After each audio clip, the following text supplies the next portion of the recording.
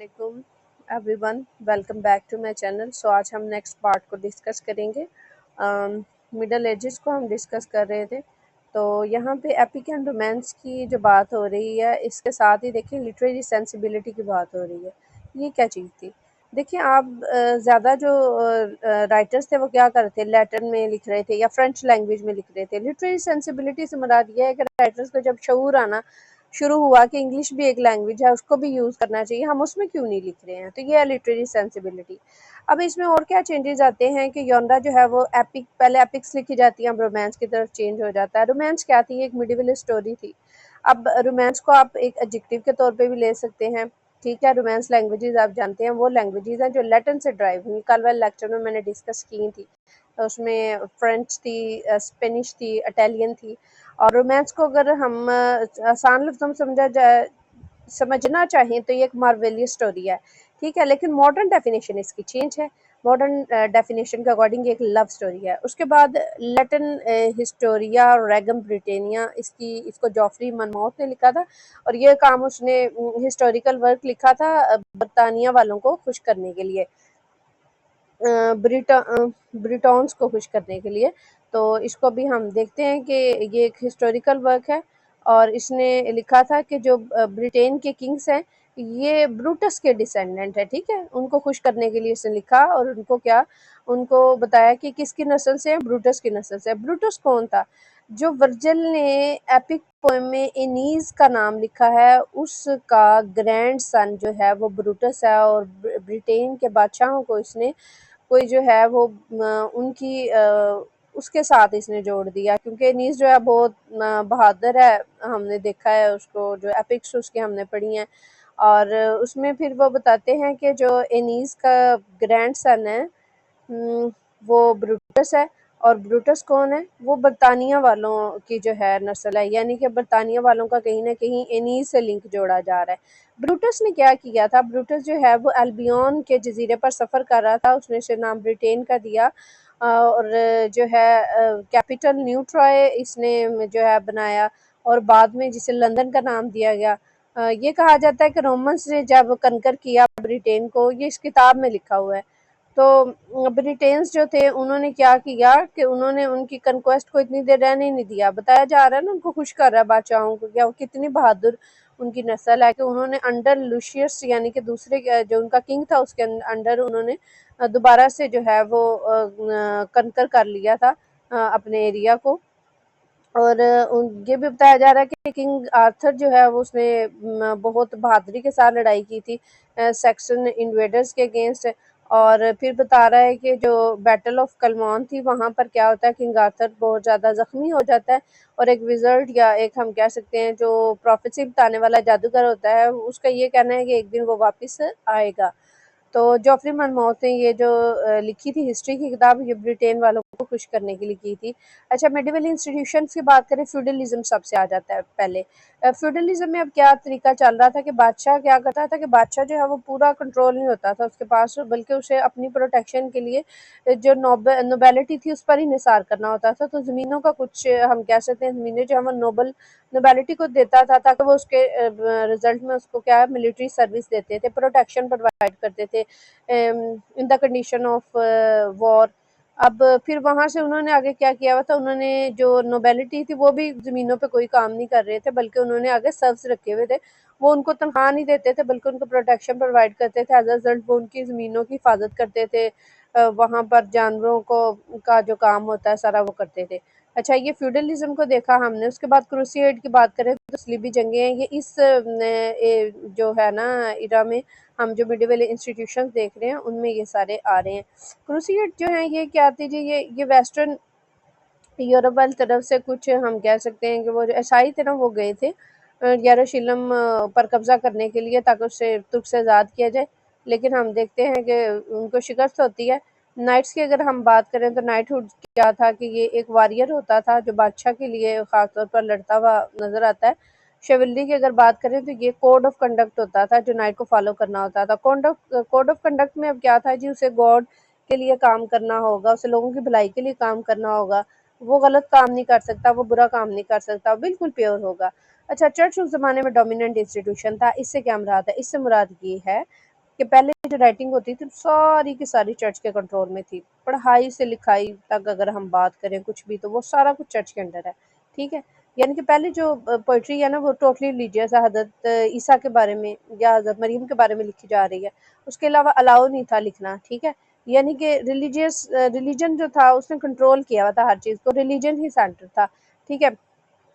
तो for 1000 years हम क्या देखते हैं कि जो कल्चर है, जो आर्ट है यूरोप का, वो सारा जो है उसे चर्च ने कंट्रोल किया हुआ है। और तालीम इवन जो है, जो एजुकेशन है वो कौन दे रहे थे, वो भी अहले कलीसिया ही दे रहे थे। अब ये कह लें कि जो क्लर्जी थे वो दे रहे थे। हायर एजुकेशन की अगर बात करें तो वो मॉन्क्स, नन्स, ये हम देख रहे हैं कि फ्रायर्स और मोनास्टिक कैथेड्रल्स जो हैं वो बना दिए गए थे सिटीज़ में। और जो हायर एजुकेशन की भी मैंने बात की है, वो कौन प्रोवाइड कर रहा था, वो सारी के सारे जो हैं ये मॉन्क्स, नन्स, फ्रायर्स या हम कहें ये सारे प्रोवाइड कर रहे थे। ये सारे कौन थे, ये मजहबी किरदार थे। और यानी कि हायर एजुकेशन भी मुकम्मल तौर पर मजहबी थी, ठीक है। उसके बाद 12th सेंचुरी में क्या होता है कि इंटेलेक्चुअल जो है स्टार्ट लिया जाता है और स्कूल से यूनिवर्सिटीज़ बनाई जाती हैं। पहली जो यूनिवर्सिटी बनती है पेरिस में, ला साबोर्न 1160 में, और ऑक्सफोर्ड जो है वो फाउंड की जाती है 1167 में। और ज़्यादातर जो इंग्लिश राइटिंग है वो रिलीजियस थी। और जूलियन ऑफ नॉर्विच का नाम आता है, विलियम लैंगलैंड का नाम आता है, जिन्होंने पायर्स प्लोमन किया रिलीजियस राइटिंग में। अगर ड्रामा की बात करें तो वो भी हम देख रहे हैं कि गॉस्पेल को ही स्प्रेड कर रहा था। और कैम्ब्रिज जो है वो 1209 में बनी है। और ये अगर हम बात करें कैम्ब्रिज की, तो ये सेकंड ओल्डेस्ट यूनिवर्सिटी है इंग्लिश में, जबकि दुनिया में ये चौथे नंबर पर है। रोमांस की बात करें हम, यहाँ पर अगेन उन्होंने बात की है कि जो रोमांस है ना, अ, उसको हम देख रहे हैं डोमिनेंट मिडल एज जॉनरा, यानी मिडल एज में एक जॉनरा अगर डोमिनेंट देखे तो वो रोमांस का जॉनरा था, ठीक है। अब रोमांस से क्या मुराद है, रोमांस से ये मुराद नहीं है कि वहाँ पर कोई रोमांटिक स्टोरी की बात हो रही है, बल्कि ये तो एडवेंचर की टेल्स होती थी, ये तो वार्स पे मबनी कहानियाँ होती थी। फिर आहिस्ता आहिस्ता इसमें भी चेंज आने लग गया, फिर दिखाया गया कि नाइट्स जो है ना वो डिफेंड कर रहे हैं लेडीज़ को, लेडीज़ के लिए जो हैं वो लड़ रहे हैं। और यानी कि अब जो रोमांस था वो आहिस्ता-आहिस्ता चर्च से और चर्च के वो जो ऑर्थोडॉक्सी सिस्टम है वहाँ से आज़ाद होने लग गया था। अच्छा, अगर फ्रेंच रूलर्स की बात करें तो यहाँ पर बताया गया है कि वो भी इंजॉय कर रहे थे रोमांसेस को, जो कि एंटीक थे, such as belongs to the Thebes, Aeneas, Troy and Alexander, यानी कि वो जो ओल्ड एज से या एंशंट टाइम पीरियड से बिलोंग कर रही थी रोमांसेस, उनको वो सुनते थे, उन कहानियों को। अच्छा जी, जो स्टोरीज थी ना एंटीक, वो किसके बारे में होती थी, मैटर ऑफ रोम था वो, यानी रोम के रिलेटेड होती थी। लेकिन जो आर्थेरियन रोमांस है ना, ये मैटर ऑफ ब्रिटेन है, ये बरतानिया के बारे में थी। अच्छा सर, ओर्फियो की अगर हम बात करें तो ये भी एक रोमांस था, ठीक है। ऑर्फियस एंड यूरिडाइस जो है ये वैसे तो लिखा गया था ना ग्रीक टाइम पीरियड में। तो अब क्या हो रहा था कि अभी जो है ये इस एज में सर ऑर्फियो का भी रोमांस आता है। उसमें ये था कि ऑर्फियस और यूरिडाइस जो है ये अब यूरिडाइस को एक जो है स्नेक बाइट कर लेता है और इसकी डेथ हो जाती है। ये बांसुरी भी जाता है और उस बांसुरी के ज़रिए जो है हम देखते हैं कि ये उसको वापस लेके आता है। और हम वापस तो इस तरह से नहीं लेके आता, क्योंकि इसको ना ये कहा जाता है कि तुमने पीछे नहीं मुड़ के देखना है। ये जब बिल्कुल उसके पास चल जाता है, पीछे मुड़ के देखता है, तो वो गायब हो जाती है। अब यहाँ पर जो अभी की कहानी है, इसमें क्या होता है कि जो सर ऑर्फी है उनकी वाइफ जो है एक फेरी किंग ले जाता है अंडरवर्ल्ड में, और वहाँ से वो फिर वो जो है ना बांसुरी के ज़रिए उसको रिलीज करवाते हैं। यानी कि उनकी आवाज़ बहुत प्यारी है, गाना बहुत प्यारा है, जिसकी वजह से ये कहते हैं कि जी गॉड्स को रहम आ जाता है और वो उसको इनके रीयूनियन में हेल्प करते हैं। अच्छा, अगर अब इसमें हम बात करें कि जो अभी मैंने आपको बताया कि ये बिलीव किया जाता है कि गॉड जो है उनके रीयूनियन में हेल्प करते हैं, तो ये ग्रीक्स में था, ठीक है। और अभी का जो है यहाँ पर ये मेंशन किया जा रहा है कि वो जो है वो बांसुरी भी जाते हैं और जो है अपनी वाइफ को वर्ल्ड से ले आते हैं, जो अंडरवर्ल्ड है वहाँ से, ठीक है। और तो वो जो एंशंट था ना ऑर्फियस एंड यूरिडाइस की कहानी, उसमें हम देखते हैं कि ये बांसुरी भी जाता है और जो है यूरिडाइस के लिए वो अंडरवर्ल्ड जाता है, और वहाँ पर हम देखते हैं कि इसे अलाउ नहीं होता कि ये पीछे देखे, लेकिन ये जब पीछे देखता है तो वो यूरिडाइस गायब हो जाती है। लेकिन अभी क्या होता है कभी फेरी किंग ले जाता है, फिर ये एक दिन बेचारा बांसुरी बजाता बजाता उसके लिए रिक्वेस्ट करता है, और फिर हम देखते हैं कि बादशाह को रहम आ जाता है और वो जो है इस इनका रियूनियन करवा देता है, यानी कि उसे वापस दिलवा देता है इसको। फिर इस तरह से ये अपनी कंट्री वापस चला जाता है और अपना जो तख्त है उसको अपने एक वफादार जो वजीर है उसकी मदद से हासिल भी कर लेता है। और हम कह सकते हैं कि रोमांस जो है ये लास्टिंग लेगेसी रही है मिडल एजेस की। डेथ ऑफ आर्थर की बात करें तो थॉमस मेलोडी ने इसे लिखा था। थॉमस मेलोडी जो हैं ये क्राइम ऑफ वायलेंस में जो है इम्प्रिजन भी रहे हैं। वार ऑफ रोजेस जो है लैंकास्टियन एंड यॉर्कशिस्ट में हुई थी, ये हमने पढ़ी है ना, उसमें ये उसके हवाले से इन पे कोई चार्ज था कि इन्होंने उस टाइम जो वायलेंस था उसमें पार्टिसिपेट किया। फिर अगर हम देखें इनकी किताब को विलियम कैक्सटन जो है वो प्रिंट करवाते हैं और वो इसको 21 बुक्स में एडिट करते हैं, और ये पहली इंग्लिश प्रोज है वर्क है। और जो डेथ ऑफ आर्थर है इसमें उन्होंने मिक्सचर किया हुआ है मुख्तलिफ कहानियों का। द राउंड टेबल भी इसमें हम देखेंगे कि उसके बारे में भी इन्होंने बात की है। लव फॉर जिनेवा, लैंसलॉट, ये कहानियाँ जो हैं ये सारी उन्होंने इसमें जो है डिस्कस की हैं। मिडिल एज में अगर प्रोज राइटिंग की बात करें तो वो किसने की है? 14th century, the 14th century spiritual writing. There had been mystical writing in English since the Dream of the Rood in the 8th century. 8th century में ड्रीम ऑफ द रूड लिखी गई। अभी राइटर की बात करें हम जिसने लिखी है इस एज में तो वो जूलियन ऑफ नॉर्विच है हमारे सामने, ये स्पिरिचुअल राइटर है। और इससे पहले जॉर्ज हर्बर्ट थे और वो फर्स्ट ग्रेड राइटर थे इंग्लिश प्रोज के। अच्छा, जूलियन ऑफ नॉर्विच की अगर बात करें तो ये बीमार थी और ये कहते हैं कि इनकी बीमारी में इन्हें कुछ रेवोल्यूशन हुई थी, कुछ विजन्स आए थे गॉड के बारे में। ये कहती हैं खुदा के बारे में, I saw him and sought him and I had him and I wanted him. Prose continue में क्या है जी? एक तो प्रोज वर्क हमने देखा जूलियन ऑफ नॉर्विच का है।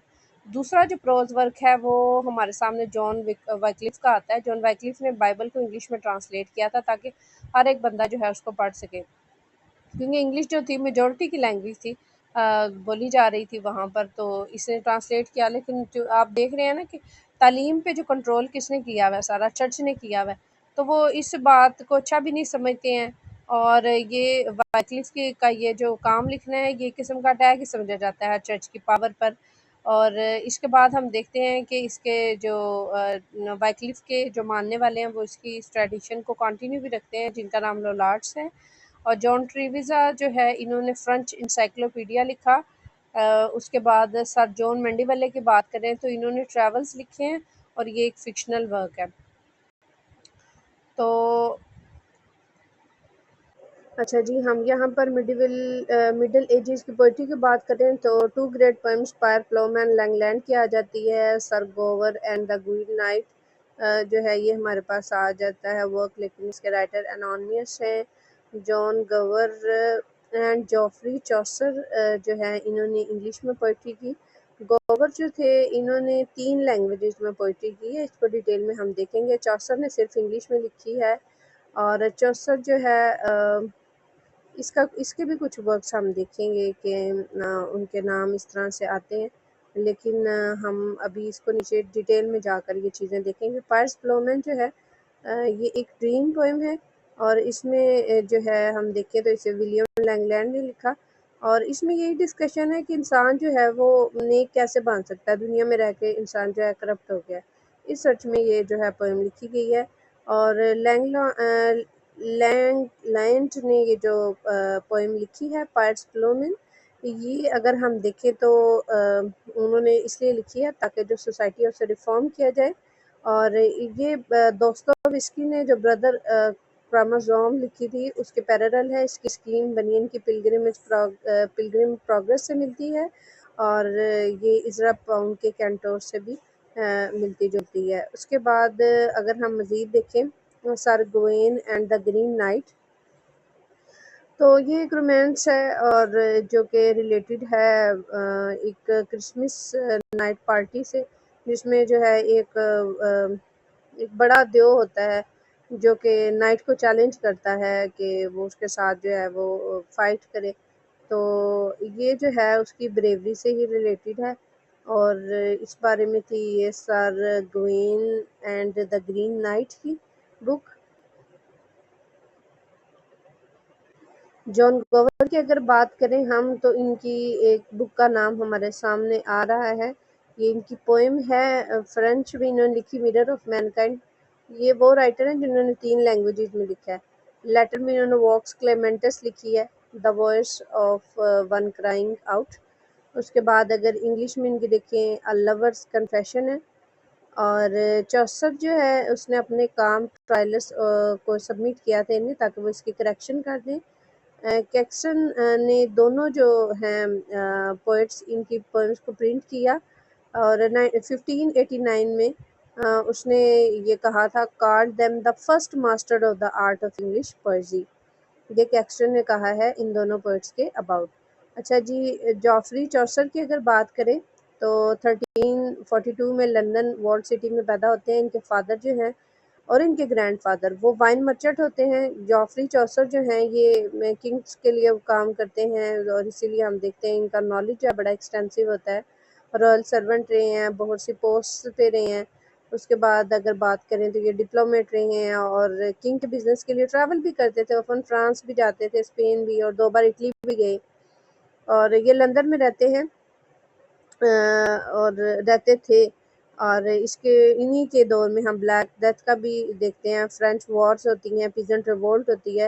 वो ही is the first line show his command, it is the Romance of the Rose in which the art of love I close. ये उन्होंने अपनी किताब ली रोमन डीला रोज के लिए कहा था कि ये एक लव इंसाइक्लोपीडिया है। अच्छा, जिनके कामों की तरतीब देखें तो ये सामने लगी हुई है हमारे। आप इसको इस तरतीब से देख सकते हैं। और मेरे ख्याल में आज का लेक्चर जो है हम यहाँ पर एंड करते हैं। कल हम इनके जो है ना रिमेनिंग वर्क्स को डिस्कस करेंगे, क्योंकि फिर इस तरह लेक्चर लेंथी हो जाता है, फिर सुनने वालों के लिए ज़रा ये है कि डिस्टर्बेंस हो जाती है। बाकी तो और कोई इशू नहीं है। अच्छा, अगर आपको मेरा लेक्चर पसंद आया हो तो इसे लाइक कीजिएगा, मेरे चैनल को सब्सक्राइब कीजिएगा। अभी के लिए अल्लाह हाफिज़, थैंक यू।